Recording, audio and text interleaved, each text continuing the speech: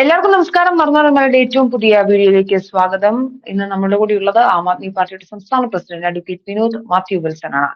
Mister Vinod Mathew Wilson, ഡൽഹിയിൽ ആം Aadmi party ജയിക്കും എന്ന തരത്തിൽ നമ്മൾ ഇതിനു മുൻപ് ചർച്ചകൾ നടത്തിയിരുന്നു. അന്ന് കുറച്ചധികം കാരണങ്ങളൊക്കെ താങ്കൾ പറഞ്ഞിരുന്നു. എന്തുകൊണ്ട് ആം ആദ്മി ജയിക്കും, അത് നാട്ടിലെ അതിന്റെ ഗ്രൗണ്ട് റിയാലിറ്റി താങ്കൾ മനസ്സിലാക്കിയതാണ് ഉൾപ്പെടെയുള്ള. പക്ഷേ റിസൾട്ട് വന്ന സമയത്ത് അങ്ങനെയല്ല. നമുക്ക് പല നമ്മുടെ പ്രധാന ചർച്ച എത്തി നിൽക്കേണ്ടത് തീർച്ചയായിട്ടും ഇന്ത്യ മുന്നണിയുടെ ഭാവിയെ കുറിച്ചാണ്, അല്ലെങ്കിൽ അതൊരു തട്ടിക്കൂട്ട് സംഘടനയാണോ എന്നതിനെ കുറിച്ചാണ്. അതിന് മുൻപ് എന്താണ് ആം ആദ്മി ഡൽഹിയിൽ പരാജയപ്പെട്ടത്? ഏറ്റവും ലളിതമായി പറഞ്ഞാൽ എന്തുകൊണ്ടാണ്? തീർച്ചയായിട്ടും അതിനകത്ത് നമ്മള് സന്ദേശം സിനിമയിലൊക്കെ കാണുന്ന ഒരു ഡയലോഗില്ല, അതിൽ ചോദിക്കുന്ന ഒരു ചോദ്യമുണ്ട്, എന്തുകൊണ്ടാണ് സഖാവെ നമ്മൾ പരാജയപ്പെട്ടതെന്ന് ചോദിക്കുമ്പോൾ സഖാവിനെ തൃപ്തിപ്പെടുത്താൻ വേണ്ടി വളരെ സാങ്കേതികമായ ഉത്തരം പറയുന്നത് നമ്മൾ കേട്ടിട്ടുണ്ട്. പ്രതിക്രിയാവാദവും പിന്നെ ആ വാദവും ഒക്കെ തമ്മിലുള്ള അന്തർധാര ചർച്ചകളുടെ ഭാഗമായിട്ടാണെന്ന് പറയുമ്പോൾ സഖാവ് അവിടെ ഇരിക്കുകയാണ് എന്നും മനസ്സിലാവാതെ. അപ്പൊ ഞാൻ അത്തരത്തിലൊരു ആൻസർ പറഞ്ഞാൽ നമുക്ക് ഇതിന്റെ അടിയിൽ വരുന്ന കമന്റുകൾ ഇപ്പോഴേ പ്രതീക്ഷിക്കാം എന്താണ്. അപ്പൊ ഞാൻ അത്തരത്തിൽ ആൻസർ പറയാൻ തയ്യാറുമല്ല. കാരണം ഞാൻ ഇപ്പോഴും വിശ്വസിക്കുന്നത് ഡൽഹിയിൽ നമുക്കറിയാം ഒരു ഗവൺമെന്റ് 10 വർഷം തുടർച്ചയായി ഭരിക്കുമ്പോൾ ഒരു തികഞ്ഞ ഭരണവിരുദ്ധ വികാരം ഉണ്ടാവും. ഇപ്പൊ കേരളത്തിൽ തന്നെ നമുക്കറിയാം പിണറായി സർക്കാർ ഭരിക്കുന്നു, കുറെ കാര്യങ്ങൾ ചെയ്യുന്നു, കുറെ കാര്യങ്ങൾ ചെയ്യുന്നില്ല. പക്ഷെ നമ്മൾ കോമണായി സംസാരിക്കുമ്പോൾ ഇനി ഒരു ടേമും കൂടി ഇവർ ഭരിച്ചാൽ അയ്യോ ബുദ്ധിമുട്ടാവും എന്ന് പറഞ്ഞ് എത്രയോ മനുഷ്യർ നമ്മൾ കാണും നിഷ്പക്ഷമായി സംസാരിക്കുന്ന. ഈ പാർട്ടിക്കകത്ത് തന്നെ അവർ തന്നെ പറയുന്നുണ്ട് ഒന്ന് മാറിയാൽ മതി, കാരണം CPM കേരളം നിലനിൽക്കണമെങ്കിൽ ഈ ഗവൺമെന്റ് ഒന്ന് മാറണം എന്ന് പറയുന്ന CPM-കാർ പോലും ഉണ്ട്. പക്ഷെ അത്തരത്തിൽ മനുജ പോയി അവിടെ ഡൽഹിയിൽ പോയി സംസാരിക്കും. അവിടെ അങ്ങനെ ഒരു ഭരണവിരുദ്ധ വികാരം ഉണ്ടായിരുന്നില്ല. അത് സത്യവും യാഥാർത്ഥ്യവുമാണ്. കാരണം നമുക്കറിയാം അവിടുത്തെ വോട്ടിംഗ് ശതമാനം നോക്കൂ. അവിടെ വോട്ടിംഗ് ശതമാനം എന്ന് പറഞ്ഞാൽ 2.5% വ്യത്യാസം. BJP-യും ആം ആദ്മിയും തമ്മിലുള്ള വ്യത്യാസം 2.5% വോട്ട് വ്യത്യാസം മാത്രമേ ഉള്ളൂ. അവിടെയാണ് ഇത്രയും സീറ്റുകൾ ജയിക്കുന്നത്. വളരെ ചില മണ്ഡലങ്ങളിൽ വളരെ ചുരുങ്ങിയ ഭൂരിപക്ഷത്തിലാണ് ജയിച്ചിരിക്കുന്നത്. അപ്പൊ ഈ ഏതാണ്ട് 43.5% മനുഷ്യർ ഇപ്പോഴും ആം ആദ്മി പാർട്ടിയെ വിശ്വസിക്കുന്നു, അവരിൽ വോട്ട് കൊടുക്കുന്നു, അവർ പ്രതീക്ഷ അർപ്പിക്കുന്നു. അപ്പൊ ഒരു ഭരണവിരുദ്ധ വികാരമില്ല. പിന്നെ എന്താണ് അവിടെ സംഭവിച്ചത്? അവിടെ സംഭവിച്ചതിൽ പല കാരണങ്ങളുണ്ട്. അതിൽ ഒരു പ്രധാനപ്പെട്ട കാരണമായിട്ട് ഞാൻ കണക്കാക്കുന്നത്, രാഷ്ട്രീയമായിട്ട് മാത്രം പറയുകയല്ല, ഈ സംവിധാനങ്ങളെ ഉപയോഗിച്ച്, പ്രത്യേകിച്ച് നമുക്കറിയാം കഴിഞ്ഞ 10 വർഷം ഒരു കേന്ദ്ര സർക്കാർ ഭരണ പ്രദേശമാണ് ഈ പറയുന്ന ഡൽഹി. അവിടെ പോലീസ് ഇല്ല. പോലീസ് ഇല്ലാതെ കേരളത്തിൽ ഒന്ന് ആലോചിച്ചു, കേരളത്തിൽ പിണറായി വിജയന്റെ കയ്യിൽ പോലീസ് ഇല്ലെങ്കിൽ പിണറായി വിജയൻ എന്ത് വിലയായിരിക്കും നമ്മൾ തന്നെ കൊടുക്കുക. നമുക്കറിയാം കേരളത്തിൽ ഉമ്മൻചാണ്ടി സർക്കാർ ആഭ്യന്തര വകുപ്പ് കീ പോസ്റ്റ് എന്ന് പറഞ്ഞ് അവിടെ തിരുവഞ്ചൂരിനെ കൊണ്ടുവന്നു, രമേശ് ചെന്നിത്തലയെ കൊണ്ടുവന്നു. അതിന്റെ തർക്കങ്ങളുണ്ട്. കാരണം ഒരു മുഖ്യമന്ത്രിയെ സംബന്ധിച്ച്, ഒരു ഭരണത്തെ സംബന്ധിച്ച് അവരുടെ പോലീസ് അവരുടെ കയ്യിലില്ല എങ്കിൽ അവരുടെ നയങ്ങളും അവരുടെ തീരുമാനങ്ങളും ജനങ്ങളുടെ മേൽ എക്സിക്യൂട്ട് ചെയ്യാൻ കഴിയത്തില്ല. അതാണ് പ്രധാന പ്രശ്നം. അതുകൊണ്ടാണ് ഈ ആഭ്യന്തര വകുപ്പ് ഇത്രമാത്രം പ്രാധാന്യം കൊടുക്കുന്നത്. നമുക്കറിയാം പിണറായി VS സർക്കാർ ഇരിക്കുന്ന സമയത്ത് കോടിയേരിയെ ആഭ്യന്തര വകുപ്പ് ഏൽപ്പിച്ചു. അപ്പം VS അനുഭവിച്ച പ്രതിസന്ധി നമ്മൾ കണ്ടിട്ടുള്ളതാണ്. പ്രത്യേകിച്ച് നമ്മുടെ മൂന്നാറിലെ കയ്യേറ്റങ്ങൾ ഒഴിപ്പിക്കാൻ പോകുന്ന സമയത്തൊക്കെ പോലീസും VS ഒക്കെ രണ്ട് തട്ടിലായിരുന്നു. അതുകൊണ്ടാണ് ഈ ആഭ്യന്തര വകുപ്പ് ഇത്രയും പ്രസ്റ്റീജ്. കാരണം ഇവരുടെ ഒരു ഗവൺമെന്റിന്റെ നയം, കാരണം നമ്മളിപ്പോ ഒരു കാര്യം സംസാരിക്കുമ്പോൾ കേസെടുക്കുന്ന ആരാണ്, നമ്മളെ പ്രതിയാക്കുന്ന ആരാണ്, അപ്പൊ നമ്മളെ ഭയപ്പെടുത്തുന്ന ആരാണ്? സ്റ്റേറ്റ് ആണ്. സ്റ്റേറ്റ് ഭയപ്പെടുത്തണമെങ്കിൽ പോലീസാണ് ടൂള്. പക്ഷെ ഡൽഹിയിൽ അങ്ങനെ പോലീസ് സംവിധാനം അരവിന്ദ് കെജ്രിവാളിനില്ല. അവിടുത്തെ റവന്യൂ, ഇപ്പൊ ലാൻഡുമായി ബന്ധപ്പെട്ട അക്യൂസ് നമുക്ക് ഇവിടെ കേരയിൽ വിഷയങ്ങളുണ്ട്. ഇതെല്ലാം ഏറ്റെടുക്കുന്ന സർക്കാരാണ്. അത് നമ്മൾ അതിന് തടസ്സം ചെയ്യാൻ പോയി കഴിഞ്ഞാൽ ഉടനെ തന്നെ പോലീസിനെ കൊണ്ട് അടിച്ചമർത്തും. ഡൽഹിയിൽ അതില്ല. അപ്പൊ സ്വാഭാവികമായും ഇത്തരത്തിൽ ഒരു വലിയ ഭരണം കയ്യിൽ ഇല്ലാത്തൊരു ഗവൺമെന്റ് 10 വർഷം അവിടെ ഭരിച്ചു. ഈ 10 വർഷം ഭരിക്കുമ്പോൾ ആരാണ് സെൻട്രൽ ഭരിക്കുന്നത്? അതായത് ഏതാണ്ട് ഒരു 4 കിലോമീറ്റർ അപ്പുറത്താണ് ഈ പറയുന്ന പിന്നെ നരേന്ദ്രമോദിയുടെ ഓഫീസും ഇദ്ദേഹത്തിന്റെ ഓഫീസും. അപ്പൊ ഈ 10 വർഷം ഒരു പിന്തുണയും കേന്ദ്രത്തിന്റെ ഭാഗത്തുനിന്നില്ലാതെ എല്ലാ വിധത്തിലും ഞെരുക്കാൻ ശ്രമിച്ച സമയത്ത് 10 വർഷം ഭരിച്ചു എന്നൊരു വലിയ കാര്യം തന്നെയാണ്. പിന്നെ രണ്ടാമത്തെ വിഷയം എന്ന് പറയുന്നത്, ഇപ്പൊ ഷീലാ ദീക്ഷിത് എന്ന് പറയുന്ന മുഖ്യമന്ത്രിയാണ് ഡൽഹി ആക്കി എന്നൊക്കെ പറയുന്നു. ശരിയാണ്, ഷീലാ ദീക്ഷിത് ഭരിക്കുന്ന സമയത്ത് കോൺഗ്രസിനാണ് കേന്ദ്ര ഭരണം. അപ്പൊ സ്വാഭാവികമായും ഫണ്ട്, അതുപോലെ ലെഫ്റ്റനന്റ് ഗവർണറുടെ പിന്തുണ എന്നൊക്കെ പറയുന്നത് നമ്മൾ കണ്ടതല്ലേ. ഈ ടൈമില് അതിഷി എന്ന് പറയുന്ന മുഖ്യമന്ത്രി മീൻസ് അവര് ജയിച്ചു, അവരുടെ മന്ത്രിസഭ പോയതിനു ശേഷം അദ്ദേഹം ലെഫ്റ്റനന്റ് ഗവർണറെ കണ്ട് രാജി കത്ത് കൊടുക്കാൻ പോയപ്പോൾ ലെഫ്റ്റനന്റ് ഗവർണർ പറഞ്ഞ സ്റ്റേറ്റ്മെന്റ് എന്താ പറഞ്ഞത്? യമുനാ നദി നിങ്ങളെ ശപിച്ചതാണെന്നാ പറഞ്ഞത്. അപ്പൊ ഇത്തരത്തിലുള്ള ലെഫ്റ്റനന്റ് ഗവർണർ കീഴിലാണ് അവിടെ ഇരുന്ന് ഭരിക്കുന്നത് ആലോചിച്ച് നോക്കിയോ. അപ്പൊ അപ്പൊ അരവിന്ദ് കെജ്രിവാൾ മത്സരിച്ച ആരോടൊക്കെയാണ്? കോൺഗ്രസിനോട് മത്സരിച്ചു, BJP-യോട് മത്സരിച്ചു, RSS-നോട് മത്സരിച്ചു, ED-യോട് മത്സരിച്ചു, CBI-യോട് മത്സരിച്ചു, ഡൽഹി പോലീസിനോട് മത്സരിച്ചു. അത് വലിയ കഷ്ടമാണ്. കാരണം നമ്മൾ ഇപ്പം പിണറായി വിജയൻ നടക്കുമ്പോൾ ചുറ്റും കൊടുക്കുന്ന ബാധ്യത, കാരണം അവരുടെ ഇൻസ്ട്രക്ഷൻ വരുന്നത് സെൻട്രലിൽ നിന്നാണ്. ഇതാണ്. മാത്രമല്ല ഡൽഹിയിൽ നമ്മൾ പോയി കണ്ടു കഴിഞ്ഞാൽ അവിടുത്തെ മുഴുവൻ പോലീസിനെയും ഇലക്ഷന് തൊട്ട് മുമ്പ് ഒരു 1.5 മാസം മുമ്പ് അവിടുത്തെ നിലവിലുണ്ടായിരുന്ന പോലീസിനെ മുഴുവൻ മാറ്റിയിട്ട് മറ്റ് സ്റ്റേറ്റിൽ പോലീസിനെ കൊണ്ടുപോകും. അപ്പൊ ഈ രീതിയിൽ ഇവരെ ഏത് തരത്തിലും അട്ടിമറിക്കണം എന്നുള്ള മാറ്റണം എന്നുള്ള BJP-യുടെ പൊളിറ്റിക്കൽ തീരുമാനം വലിയ തോതിൽ അത് പങ്കുവഹിച്ചു എന്നുള്ള യാഥാർത്ഥ്യമാണ്. മറ്റൊന്ന് പറയുന്നത് നമ്മൾ പറഞ്ഞില്ലേ, ഇപ്പം ഒരു കണക്ക് ഞാൻ പറഞ്ഞുതരാം, വളരെ സിമ്പിൾ ആണ്. അതായത് ഇപ്പൊ ന്യൂഡൽഹി മണ്ഡലത്തിൽ അരവിന്ദ് കെജ്രിവാൾ തോറ്റു. ആ തോറ്റത് എങ്ങനെയാണെന്ന് അറിയാം. 2020 അരവിന്ദ് കെജ്രിവാളിന്റെ ഭൂരിപക്ഷം എന്ന് പറയുന്നത് 21,517 വോട്ടാണ് അദ്ദേഹത്തിന്റെ ഭൂരിപക്ഷം 2020 ജയിക്കുമ്പോൾ. ഈ കഴിഞ്ഞ ലോക്സഭാ ഇലക്ഷന് ശേഷം ന്യൂഡൽഹി മണ്ഡലത്തിൽ 37,548 വോട്ട് കുറഞ്ഞു, അതായത് ഡിലീറ്റ് ചെയ്തു. അതായത് ചെറിയ ചെറിയ മൈന്യൂട്ട് ആയിട്ട് മൈക്രോ ആയിട്ടുള്ള ചില അനാലിസിന്റെ ഭാഗമായിട്ട് 37,548 വോട്ട് ഡിലീറ്റ് ചെയ്തു. അപ്പൊ കഴിഞ്ഞ തവണത്തെ ഭൂരിപക്ഷം 21,517 വോട്ട്. ഇത്തവണ കേജ്രിവാൾ തോറ്റത് 4,000 വോട്ടിന് തോറ്റു. കേജ്രിവാൾ പറഞ്ഞു, അതായത് ഈ വോട്ടെന്ന് പറയുന്നത്, ഡിലീറ്റ് ചെയ്യപ്പെട്ട വോട്ടെന്ന് പറയുന്നത് ആം ആദ്മി പാർട്ടിക്ക് വോട്ട് ചെയ്യാൻ സാധ്യതയുള്ളവരുടെയാണ് പൊളിറ്റിക്കൽ ആരോപണം കേജ്രിവാൾ മുമ്പോട്ട് വെച്ചു. അതിനെപ്പറ്റി റിപ്പോർട്ട്സുകളും ഡേറ്റാസും വരുന്നുണ്ട്. മറ്റൊന്ന് പറയുന്നത് വികാസ്പുരി എന്ന് പറയുന്ന ഒരു മണ്ഡലം, 7 മണ്ഡലങ്ങളെ പറ്റി ഞാൻ പറയും, പക്ഷെ സമയത്തിനകത്തോട്ട് 2 മണ്ഡലങ്ങൾ പറയാം. വികാസ്പുരി എന്ന മണ്ഡലത്തില് കഴിഞ്ഞ തവണത്തെക്കാളും 61,745 വോട്ട് കൂടി കഴിഞ്ഞ തവണത്തെക്കാളും. അവിടെ 2020 മഹീന്ദ്ര യാദവ് എന്ന് പറയുന്ന മനുഷ്യൻ അവിടെ ജയിച്ചത് 42,058 വോട്ടിന് ആം ആദ്മിയുടെ മഹീന്ദ്ര യാദവ് ജയിച്ച സ്ഥലത്ത് ഇത്തവണ പങ്കജ് കുമാർ എന്ന് പറയുന്ന BJP-കാരൻ ജയിച്ചത് 12,876 വോട്ടിന് ജയിച്ചു. അപ്പൊ എങ്ങനെയാണ് നോക്കൂ, 46,000 വോട്ടിന് ഭൂരിപക്ഷം പെട്ടെന്ന് കുറയുന്ന തരത്തിലുള്ള ഭരണവിരുദ്ധ വികാരമോ. അപ്പൊ ഏതാണ്ട് 8ഓളം മണ്ഡലങ്ങളിൽ ഇത്തരത്തിൽ പുതിയ വോട്ടുകൾ BJP-ക്ക് അനുകൂലമായിട്ട് ചേർത്തു, കേജ്രിവാളിന് അനുകൂലമായ വോട്ടുകൾ ഡിലീറ്റ് ചെയ്തു. മാത്രമല്ല ഒരു കാര്യം കൂടെ പറയാം, എല്ലാ മീഡിയയും റിപ്പോർട്ട് ചെയ്തതാണ്. അരവിന്ദ് കേജ്രിവാളിനെ തോൽപ്പിച്ച പർവേഷ് വർമ്മ എന്ന് പറയുന്ന ആളുടെ ഫ്ലാറ്റ് അഡ്രസ്സിൽ 26 വോട്ടുകൾ ആഡ് ചെയ്തു. ഇത് ആരോട് പറയും? ഈ പരാതി ആരോട് പറയും? ഇലക്ഷൻ കമ്മീഷനോട് പറഞ്ഞ കാര്യമില്ല, ആരോടും പറയാൻ പറ്റില്ല. ഇതൊരു പ്രധാന പ്രശ്നം. മറ്റൊന്ന് പറയുന്നത്, മദ്യ അഴിമതിയുടെ പുറത്ത് അഴിമതിക്കെതിരെ സമരം ചെയ്തു വന്നൊരു പാർട്ടി അഴിമതിക്കാരാണ് എന്ന് BJP-യുടെ നരേറ്റീവ് കുറച്ച് ജനങ്ങളിൽ വിശ്വാസം, അവർ കുറച്ചു പേര് അത് വിശ്വസിച്ചു എന്നുള്ളത് യാഥാർത്ഥ്യമാണ്, സീരിയസ്ലി. മറ്റൊന്ന് പറയുന്നത് ബഡ്ജറ്റുമായി ബന്ധപ്പെട്ട് ചെറിയ ഒരു താല്പര്യം, അല്ലെങ്കിൽ ഒരു മധ്യവർഗ വോട്ടുകൾ അങ്ങോട്ട് പോയത്. മറ്റൊന്ന് പറയുന്നത്, നമുക്കറിയാം, എല്ലാ ചർച്ചയിലും പറഞ്ഞിട്ടുള്ളതാണ്, ഡൽഹിയിൽ ഈ പാർട്ടി ജനിച്ച സമയം മുതൽ അധികാരത്തിലാണ്, പ്രതിപക്ഷത്തിരുന്നിട്ടേ ഇല്ല. അപ്പൊ സംഘടനാ സംവിധാനത്തിന്റെ ചില പോരായ്മകൾ. അപ്പൊ ഏറ്റവും പ്രധാനമായി അപ്പൊ ആദ്യം പറഞ്ഞ കാര്യത്തിൽ നിന്ന് രണ്ടാമത്തെ കാര്യമായിട്ട് ആഡ് ചെയ്യാനുള്ളത്, കോൺഗ്രസ് എന്ന് പറയുന്ന പാർട്ടി കഴിഞ്ഞ തവണ 3% ആയിരുന്നു വോട്ട്. അത് കൂടി കോൺഗ്രസിന്റെ വോട്ടുകൾ അങ്ങോട്ടും ഇങ്ങോട്ടും അവർ ബാലൻസ് ചെയ്തു, കോൺഗ്രസ് ഫൈറ്റ് ചെയ്തു. അപ്പൊ അതുകൊണ്ടാണ് ഞാനൊരു ചർച്ചയിൽ പറഞ്ഞത്, കോൺഗ്രസ് അവിടെ മത്സരിക്കേണ്ട എന്ന് നമ്മൾ ആരും പറഞ്ഞിട്ടില്ല. അപ്പൊ അവിടെ കോൺഗ്രസ്സുകാർ മത്സരിച്ചോട്ടെ. കർണാടകയിൽ നമുക്കറിയാം, കർണാടക കഴിഞ്ഞ നിയമസഭാ ഇലക്ഷനിൽ ആം ആദ്മി പാർട്ടി എല്ലാ അസംബ്ലി സീറ്റിലും മത്സരിച്ചു. പക്ഷെ അവിടേക്ക് അരവിന്ദ് കേജ്രിവാളോ ഒരു നാഷണൽ കൺവീനറും നാഷണൽ നേതാക്കന്മാർ ആരും അവിടേക്ക് വന്നില്ല. കാരണം അന്ന് കേജ്രിവാൾ എടുത്ത സ്റ്റാൻഡ് എന്ന് പറയുന്നത്, കർണാടകയിൽ ഞങ്ങൾ ഒരു നാഷണൽ പാർട്ടി മത്സരിച്ചു, പക്ഷെ നമ്മൾ അവിടെ പോയി വോട്ട് പിടിക്കുന്നില്ല. കാരണം അവിടെ നമ്മൾ വോട്ട് പിടിച്ച് പെർസെന്റേജ് കുറച്ചാൽ BJP അധികാരത്തിൽ വരും, കോൺഗ്രസ് ജയിക്കട്ടെ എന്ന് സ്റ്റാൻഡ് എടുത്തു. ആ സ്റ്റാൻഡ് ഡൽഹിയിൽ ഒരു സാധ്യതയും ഇല്ലാത്ത കോൺഗ്രസ് എടുക്കണമായിരുന്നു. പക്ഷെ അവർ ചെയ്തത് എന്താണ്? അരവിന്ദ് കേജ്രിവാളിനെ നരേന്ദ്രമോദിയെക്കാളും കൂടുതൽ അറ്റാക്ക് ചെയ്യുന്ന ഒരു രീതിയിലേക്ക് പോയി. ഇപ്പൊ സ്വാഭാവികമായിട്ടും കഴിഞ്ഞ ലോക്സഭാ ഇലക്ഷനിൽ കോൺഗ്രസും ആം ആദ്മിയും ഒന്നിച്ചു നിന്നതാണ്. വോട്ടേഴ്സിന്റെ അടുത്ത് മുമ്പിൽ വന്നിട്ട് രാഹുൽ ഗാന്ധി പറയാണ് ഇയാൾ കള്ളനാണ്, അഴിമതിക്കാരെന്ന് പറയുമ്പോൾ ഒരു ചെറിയ ഫ്ലോട്ടിംഗ് പെർസെന്റേജ് മാറത്തില്ലേ? അപ്പൊ ഇത്തരത്തിൽ കോൺഗ്രസിന്റെ ഈ ചതി, കോൺഗ്രസിന്റെ വഞ്ചനാപരമായ തീരുമാനം, ആം ആദ്മി പാർട്ടി എല്ലാ രീതിയിലും തുടച്ചു നീക്കണം എന്ന് പറയുന്ന ഒരു പൊളിറ്റിക്കൽ സ്റ്റാൻഡ്, ഈ പറയുന്ന മദ്യ അഴിമതി കാണിച്ചു എന്ന് പറയുന്ന ജനങ്ങൾക്കിടയിലേക്ക് നരേറ്റീവ് വിശ്വസിപ്പിക്കാൻ BJP-ക്ക് കഴിഞ്ഞ അവരുടെ RSSന്റെ സംഘടനാ സംവിധാനം, പാർട്ടിയുടെ താഴേക്കിടയിലുള്ള സംഘടനാപരമായ ചില പോരായ്മകളൊക്കെ കൊണ്ട് തന്നെയാണ് അവിടെ ഇത്തവണ അധികാരം പോയത്. എന്ന് വിചാരിച്ച ആം ആദ്മി പാർട്ടി ഇന്ത്യയിൽ ഇല്ലാതെ ഉണ്ടാവുന്നില്ല. ഇന്നലെ ഗുജറാത്തിൽ നിന്ന് വന്ന ഇലക്ഷൻ റിസൾട്ട് 35 ഗുജറാത്തിൽ ഉപതെരഞ്ഞെടുപ്പ് നടന്ന പല സ്ഥലങ്ങളിൽ 35 കൗൺസിലർമാർ സീറ്റുകൾ ഇന്നലെ ഗുജറാത്തിന്റെ മണ്ണിൽ ആം ആദ്മി പാർട്ടി ജയിച്ചിട്ടുണ്ട്. അപ്പം ആം ആദ്മി പാർട്ടി ജനങ്ങൾ വിശ്വസിക്കുന്നതുകൊണ്ടാണല്ലോ അവിടെ ഗുജറാത്തിൽ നരേന്ദ്രമോദി തട്ടകത്തിൽ വിജയം ഉണ്ടാവും.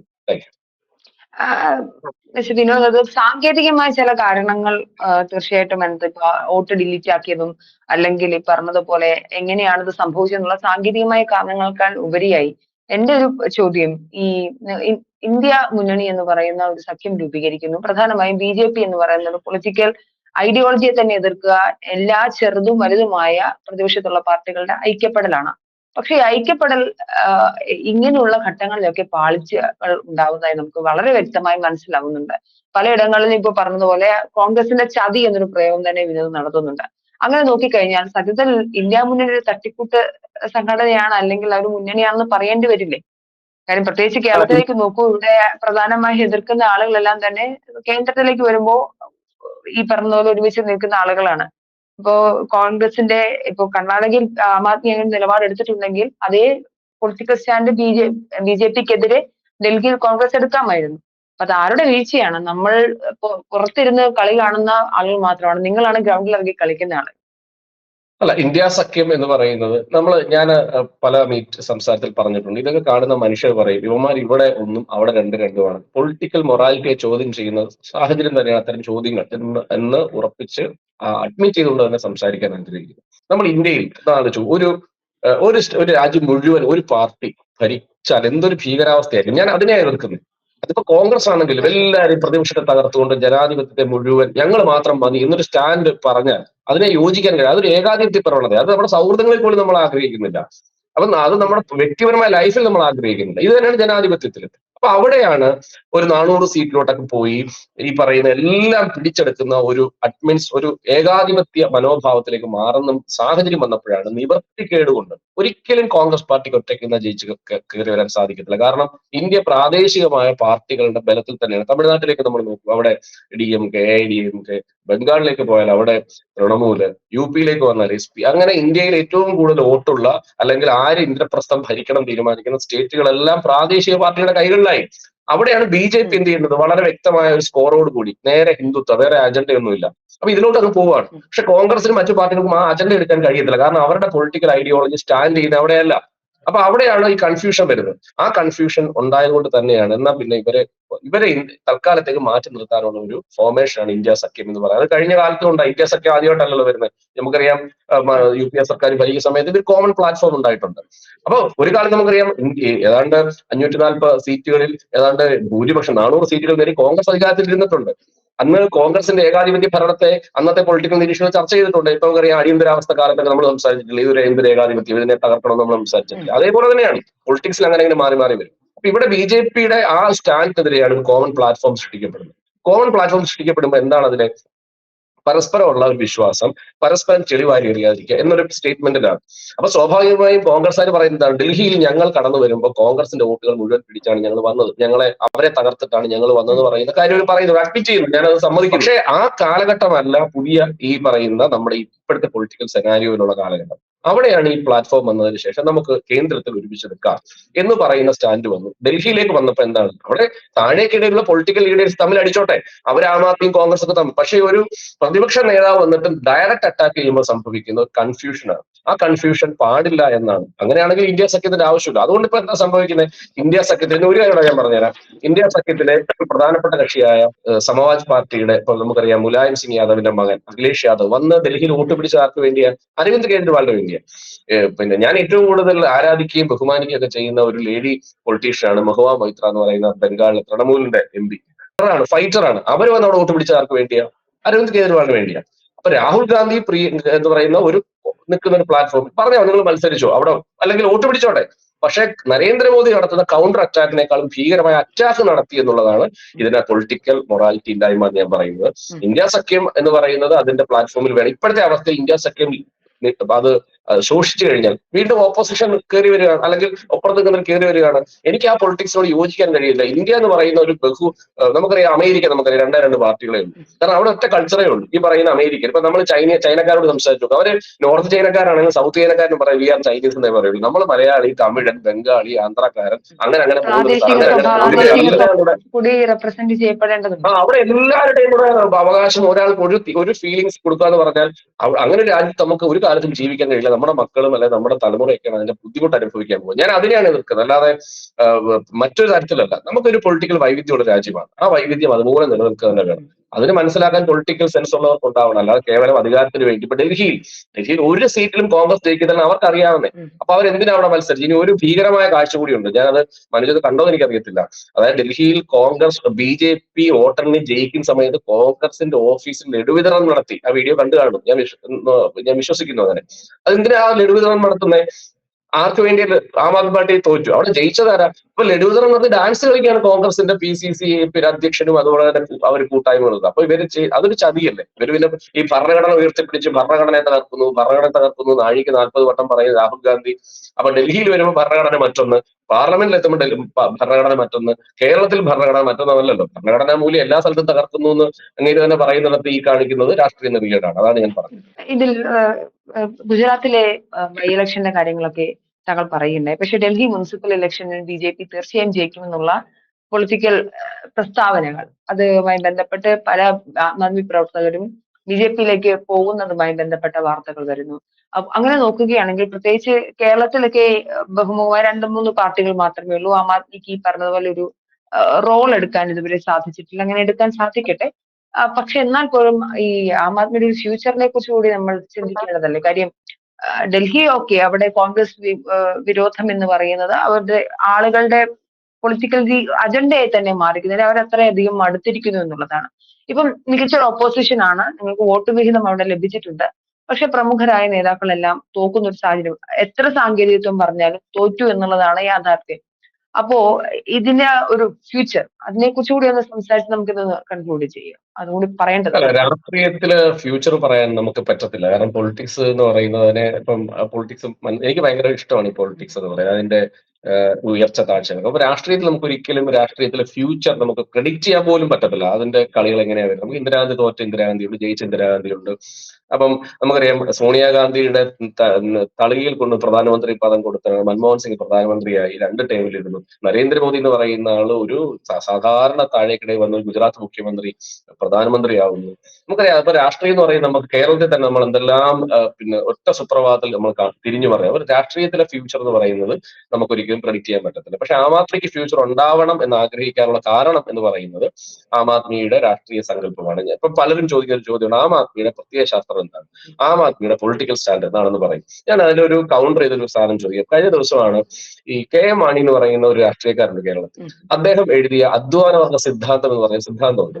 അത് മാണി എഴുതിയ ഒരു സ്റ്റൈൽ സാധനമാണ് ഈ അധ്വാന സിദ്ധാന്തം. അതായത് കമ്മ്യൂണിസ്റ്റുകാർ പറഞ്ഞു ഈ തൊഴിലാളിയും മുതലാളിയും രണ്ടാണ് എന്ന് പറയുന്ന ഒരു രീതിയാണ് കമ്മ്യൂണിസത്തിന്റെ ഒരു അന്തർധാര. ഇതിനെ കൗണ്ടർ ചെയ്തുകൊണ്ട് ഇപ്പൊ മാണിയുടെ അധ്വാനവർഗ സിദ്ധാന്തം എന്ന് പറയുന്ന ഒരു സിദ്ധാന്തമുണ്ട്. ഞാനത് വായിച്ച ഒരാളാണ്. ഇപ്പം കമ്മ്യൂണിസ്റ്റ് മാർക്സിസ്റ്റ് പാർട്ടി എന്താ പറയുന്നത്, അവരുടെ സിദ്ധാന്തം എന്താണ്, ഐഡിയോളജി എന്താണ്? അതായത് ക്യാപിറ്റലിസം, സോഷ്യലിസം, അതായത് മുതലാളികളെ എതിർക്കണം, ഇതെല്ലാം അവരുടെ കയ്യിൽ പോയി കഴിഞ്ഞാൽ ശരിയാവത്തില്ല എന്നൊക്കെ പറയുന്ന ഒരു രീതിയാണ് കമ്മ്യൂണിസ്റ്റുകാർ മുമ്പോട്ട് പോകുന്നത്. പക്ഷെ അതിനേക്ക് അവർ മാറി എന്നുള്ളത് മറ്റൊരു രസമാണ്. അപ്പൊ ഇതിനെ കൗണ്ടർ ചെയ്തുകൊണ്ടാണ് ഈ അധ്വാന സിദ്ധാന്തം കേരള കോൺഗ്രസിന്റെ വന്നത്. അത് കേരള കോൺഗ്രസ്സുകാർ പോലും അറിയുമെന്ന് എനിക്കറിയത്തില്ല. ഇപ്പൊ അവർ മാണിസം എന്ന പേരിൽ അതിനെ പ്രൊമോട്ട് ചെയ്യാനൊക്കെ ശ്രമിക്കുന്നുണ്ട്. അതിനകത്ത് അദ്ദേഹം പറയുന്നത് എന്താ അറിയോ? അദ്ദേഹം പറയുന്നത് വെച്ച് കഴിഞ്ഞാൽ അധ്വാന സിദ്ധാന്തം വളരെ രസകരമാണ്. അദ്ദേഹം പറയുന്നത് ഈ കമ്മ്യൂണിസ്റ്റ് പറയുന്നത് മുതലാളി ഒരു സൈഡിൽ തൊഴിലാളി ഒരു സൈഡിൽ, അപ്പം തൊഴിലാളി മുതലാളി അറ്റാക്ക് ചെയ്യണം, ഇതാണ് അവരുടെ ലൈൻ. പക്ഷെ മാണി പറയുന്നത് വെച്ച് കഴിഞ്ഞാൽ ഈ മുതലാളിയും തൊഴിലാളിയും ഒരാളാവുന്ന സാഹചര്യമുണ്ട്. അവരെ എങ്ങനെ കമ്മ്യൂണിസ്റ്റ് മാർക്സിസ്റ്റ് പാർട്ടി അഡ്രസ് ചെയ്യും? ഉദാഹരണം, തട്ടുകട നടത്തുന്ന ഒരു മനുഷ്യൻ, അവൻ ഒരേ സമയം തൊഴിലാളിയുമാണ് മുതലാളിയുമാണ്. അവൻ തന്നെയാണ് ദോശ അടിക്കുന്നത്, ഓംലെറ്റ് അടിക്കുന്നത്, കാശ് വാങ്ങുന്നത്. സോ ഇവരെ എങ്ങനെ അഡ്രസ്, ഇവരെ എവിടെ നിൽക്കണം? കമ്മ്യൂണിസ്റ്റുകാർ ഇവിടെ നിൽക്കണോ, ഇവ മുതലാളി ഇവിടെ നിൽക്കണോ? ഇതാണ് അധ്വാന വർഗ സിദ്ധാന്തം. അതുപോലും പക്ഷെ നമുക്കറിയാം അത് ചർച്ച ചെയ്യുന്നില്ല. അപ്പൊ ഞാൻ പറഞ്ഞത് എല്ലാ പാർട്ടിക്കും അവരുടെ ഐഡിയോളജി പറയുന്നുണ്ട്. പക്ഷെ ആ പറയുന്ന ഐഡിയോളജി സ്റ്റാൻഡ് ചെയ്യാൻ പറ്റുന്നുണ്ടോ എന്നുള്ളതാണ് ചോദ്യം. ഉദാഹരണം പറഞ്ഞാൽ ആർട്ടിഫിഷ്യൽ ഇന്റലിജൻസിനെ പറ്റി ഗോവിന്ദ മാസ്റ്റർ പറഞ്ഞ എന്താണ്? ഞാൻ വളരെ ചിരിച്ചുപോയി. ഗോവിന്ദ മാസ്റ്റർ പറയുന്നത് ഇങ്ങനെയാണ്, എന്താണ് പിന്നെ അധ്വാന സിദ്ധാന്തം പറഞ്ഞു കഴിഞ്ഞാൽ ഇത് കംപ്ലീറ്റ് നല്ലതാണ്, ഇത് മുതലാളിത്തത്തെ തകർക്കും, കാരണം മുതലാളിമാർക്ക് തൊഴിലാളികളെ കിട്ടാണ്ടാവും, അതോടുകൂടി മുതലാളിത്തം തകരും എന്ന് പറഞ്ഞാൽ ഞാനിത് വാവുള്ളത് രാവിലെ ചായ കുടിച്ചെടുക്കുമ്പോൾ ചായ എന്റെ നെറുകെ പോയി പൊള്ളിയിരിക്കും. കാരണം ഇത് വായി ചിരിച്ചിട്ടാണ്. പിറ്റേ ദിവസം ഇതേ ഗോവിന്ദ മാസ്റ്റർ പറയുന്ന ഡയലോഗാണ്, ഇത് ശരിയല്ല, ഇതെന്ന് പറയുന്നത് തെറ്റാണ്, ഇത് നേരെ ഓപ്പോസിറ്റ് ആക്കി.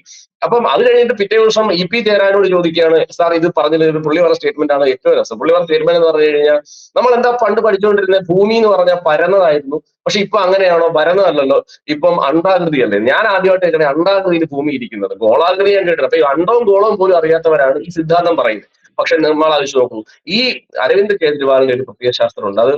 അത് അധികം മനുഷ്യർക്ക് എത്താത്തത്. അദ്ദേഹം സ്വരാജ് എന്ന് പറയുന്ന പുസ്തകം എഴുതിയ മനുഷ്യൻ, സ്വരാജ് സങ്കല്പത്തെ പറ്റി പറയുന്നത്. അത് ഏതാണ്ട് പല അധ്യായങ്ങൾ, 45ഓളം അധ്യായങ്ങളുടെ പുസ്തകമാണ്. അന്ന് അദ്ദേഹം പറയുന്നുണ്ട് എന്താണ് സ്വരാജ്, എന്താണ് റൈറ്റ് ടു റീകോൾ, എന്താണ് റഫറൻഡം, എന്താണ് ജനാധിപത്യ മാർഗം, ജനങ്ങൾ. അപ്പൊ അതിൽ ഏറ്റവും മനോഹരമായി അദ്ദേഹം പറയുന്നത് ജനങ്ങളാണ് ഭരിക്കേണ്ടത്. അതാണ് ആ സ്റ്റേറ്റ്മെന്റ്, ജനങ്ങൾ. അപ്പൊ ജനങ്ങൾ അതുകൊണ്ടാണ് റൈറ്റ് ടു റീകോളിനെ പറ്റി അദ്ദേഹം സംസാരിക്കുന്നത്. അപ്പം സ്വരാജ് സങ്കല്പത്തെ പറ്റി വളരെ കൃത്യമായ പുസ്തകം എഴുതി അത് ജനങ്ങൾക്കിടയിൽ പ്രചരിപ്പിച്ച് സംസാരിക്കുന്ന പ്രത്യയശാസ്ത്രമുള്ള ഒരു പാർട്ടി തന്നെയാണ്. പക്ഷെ ആ പ്രത്യയശാസ്ത്രത്തിൽ കിടന്ന് ഊർജ്ജശ്വാസം വലിക്കും, ചക്രശ്വാസം വലിക്കാൻ തയ്യാറുമല്ല. കാരണം എന്താണ്? നേരത്തെ പറഞ്ഞ ജനങ്ങൾക്ക് വേണ്ടി സംസാരിക്കുന്നതുകൊണ്ട് വെൽഫെയർ പൊളിറ്റിക്സ് ചെയ്താൽ മതി. അതായത് നമ്മുടെ സംസ്ഥാന സർക്കാരിൽ വരുന്ന വരുമാനം കടം വാങ്ങാതെ ജനങ്ങൾക്ക് അത് കൊടുക്കുന്ന ഒരു സർവീസ് പാറ്റേൺ ആണ് ആം ആദ്മി പാർട്ടിയുടെ. അതുകൊണ്ട് അതിന് ഇന്ത്യയിൽ സ്കോപ്പ് ഉണ്ട് തന്നെയാണ് ഞാൻ വിശ്വസിക്കുന്നത്.